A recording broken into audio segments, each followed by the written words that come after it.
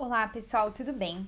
Esse vai ser um vídeo para te explicar como lidar com variáveis de múltiplas respostas no R.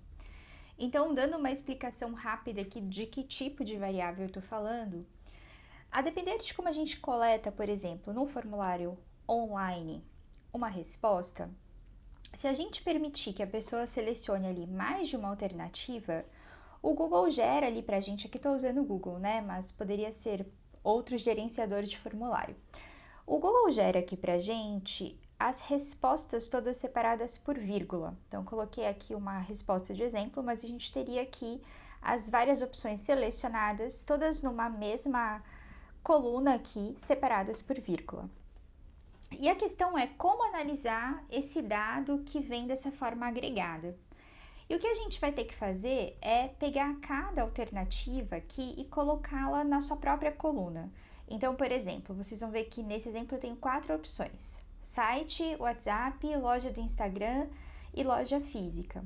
Então, eu vou precisar de uma coluna para cada uma delas, e aí essa coluna vai ser preenchida com sim e não, caso a pessoa tenha assinalado aquela alternativa ou não. Se a gente está fazendo isso no Excel, é razoavelmente trabalhoso, mas no R é muito fácil fazer isso. Então é isso que a gente vai discutir hoje.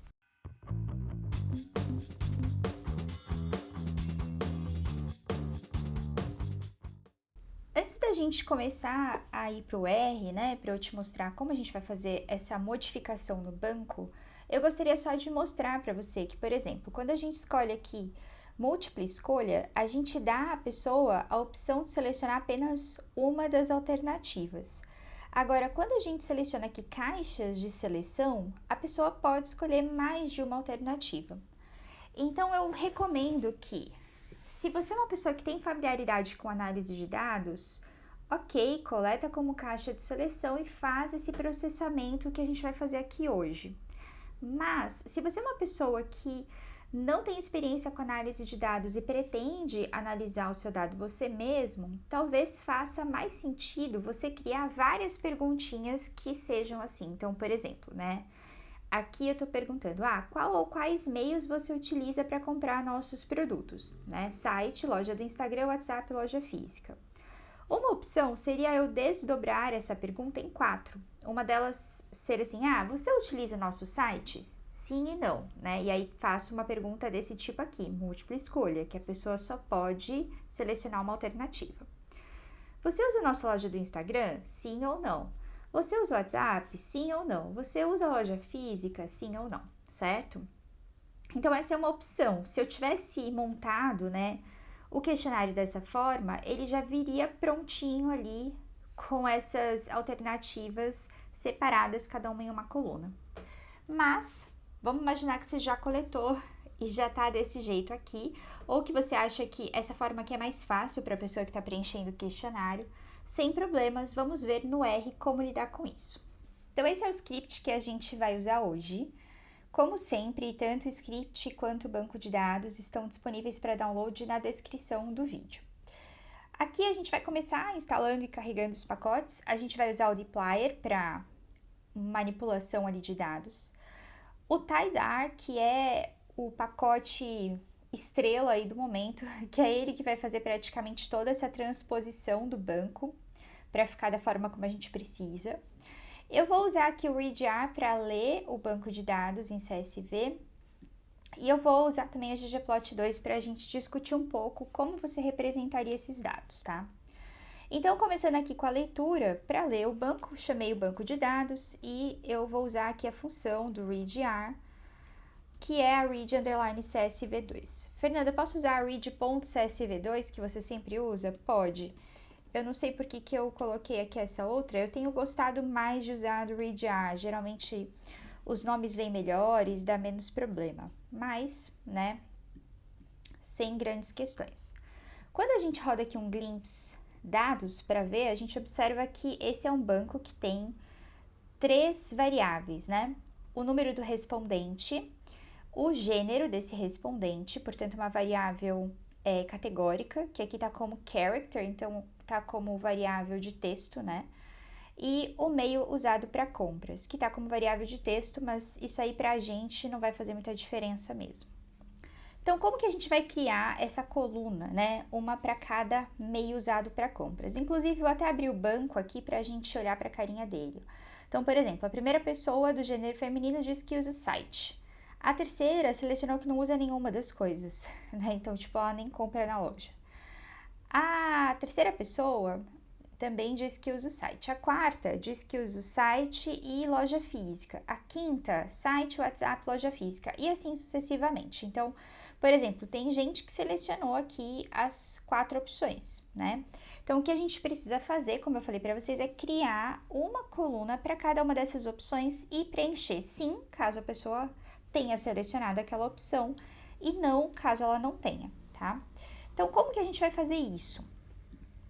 Eu chamei aqui de dados L, mas é um nome péssimo. Vou chamar só de, sei lá, dados 2. E a gente vai começar, então, pegando o nosso banco, que a gente chamou dados, e a gente vai primeiro fazer uma coisa que inicialmente não parece fazer muito sentido, mas que é criar uma coluna nesse banco com um mutate, que é uma coluna que vai receber o valor de sim e vai chamar value, tá? Aliás, eu vou até apagar o nome aqui para a gente ir vendo os pedacinhos. Então, se eu rodar isso aqui, veja que coisa doida. Ele simplesmente criou aqui para a gente uma coluna velho e atribuiu sim para todo mundo. Isso aqui inicialmente não parece fazer muito sentido, mas vocês vão ver que faz, tá?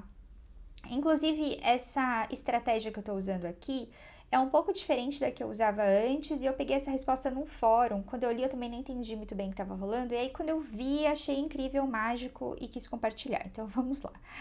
Aí, vou agora, em cima disso, usar uma função do tidyar, que eu falei para vocês que é um pacote incrível para a gente fazer essas transposições de banco, que chama Separate Rows. Então, separar linhas.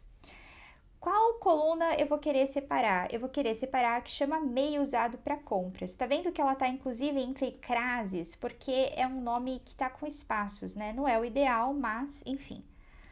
E eu vou dizer aqui que o separador que eu quero usar é o vírgula espaço. Então ele vai entender, né, que quando eu pego essa coluna do banco, as opções diferentes estão separadas por esse vírgula e espaço, tá? Se a gente simplesmente rodar isso aqui, a gente vai ficar, olha só que legal que já está. Ele tá aqui, ó, site, sim. Aí o 2, lembra que era NA? Sim. Aí o 3, não, o 4 era uma pessoa que tinha selecionado 2 opções. Duplicou para ele. Então eu tenho 2 linhas, uma referente ao site, outra referente à loja física. A pessoa número 5 tinha selecionado 3 coisas. Então, ó, site, WhatsApp, loja física. E assim sucessivamente. Para ficar do jeito que a gente gostaria, com cada valor aí em uma coluna diferente, a gente vai usar uma outra função do tidyar, que é a pivot wider, que inclusive é maravilhosa, sempre estou usando. Aí aqui a gente vai dizer qual é a coluna que a gente deseja transpor aí, nesse caso, essa coluna com esse nome, né, meio usado para compras. E aqui a gente vai pôr uma outra coisa que é o values fill. Esse é um argumento que eu nunca tinha precisado usar, eu aprendi a usar para esse tipo de situação. Que é basicamente, ele vai preencher onde ficaria vazio. Então, a gente vai dizer aqui que a gente quer preencher com não. Então, eu vou rodar aqui para vocês verem o que acontece. Olha só, já tá quase perfeito, ó. Tem uma coluna site, que preencheu com sim para quem selecionou site, não para quem não selecionou. Tem uma coluna loja física, uma WhatsApp e uma loja do Instagram. A única coisa que não tá perfeita aqui é que ele criou uma coluna NA. Por quê? Porque as pessoas que não selecionaram nenhuma opção ficou ali como NA. Então ele criou uma coluna NA, tipo, para colocar sim aqui para quem tinha não selecionado nada. O que não faz muito sentido para o nosso caso. Então a última coisa que eu fiz aqui foi só aplicar aqui um select que vem do dplyr, então dplyr select. E eu coloquei aqui, ó, menos NA. E o NA aqui tem que estar também entre crases. Isso vai fazer com que aquela coluna NA seja excluída da minha seleção.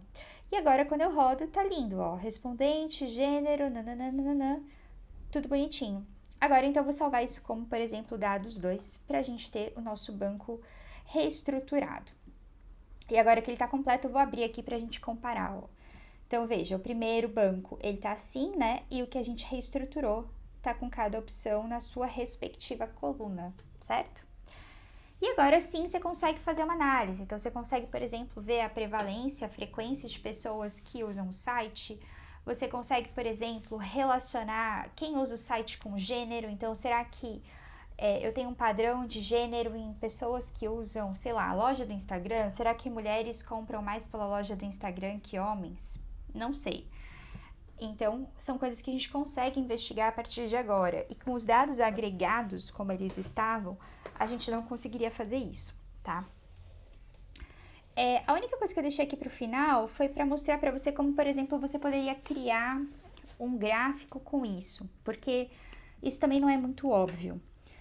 Por que não é muito óbvio? Porque da forma como as coisas estão, é claro, seria fácil a gente fazer, por exemplo, um gráfico com a proporção de pessoas que usam ou não o site. Isso seria simples. Vou até fazer aqui um rapidão para explicar o que eu estou dizendo. Ó.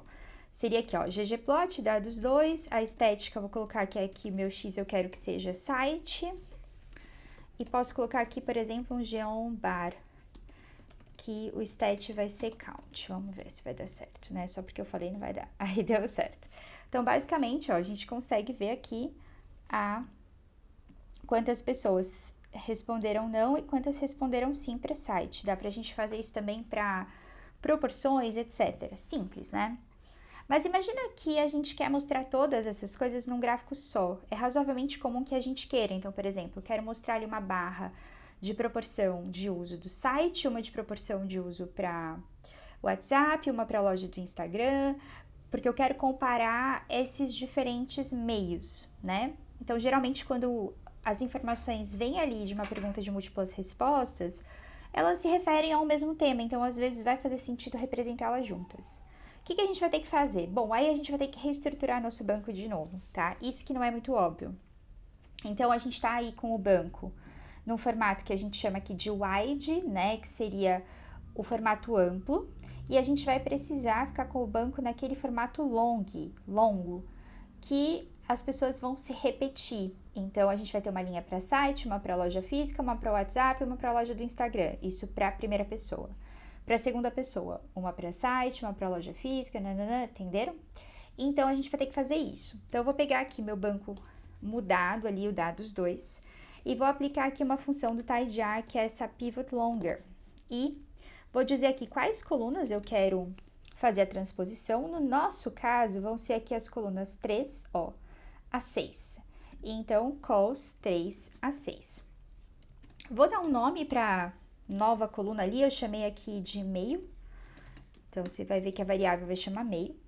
Se eu faço isso aqui, vou rodar só para te mostrar, ó. É aquilo que eu te falei, vai criar aqui 4 linhas para cada pessoa, com os 4 meios, né? E com o sim e não, para se a pessoa selecionou ou não selecionou essas coisas.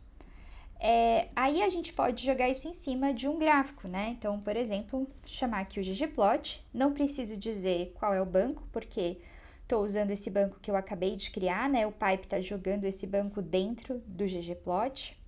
E vou dizer aqui que eu quero que o x seja meio e que o fill seja velho. Opa, velho com letra minúscula, senão vai dar problema. Aí depois disso, geonbar.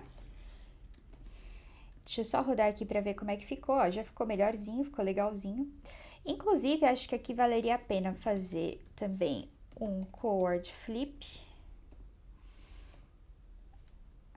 pra gente mudar, ó, o meio ficar aqui na horizontal, acho que faz mais sentido.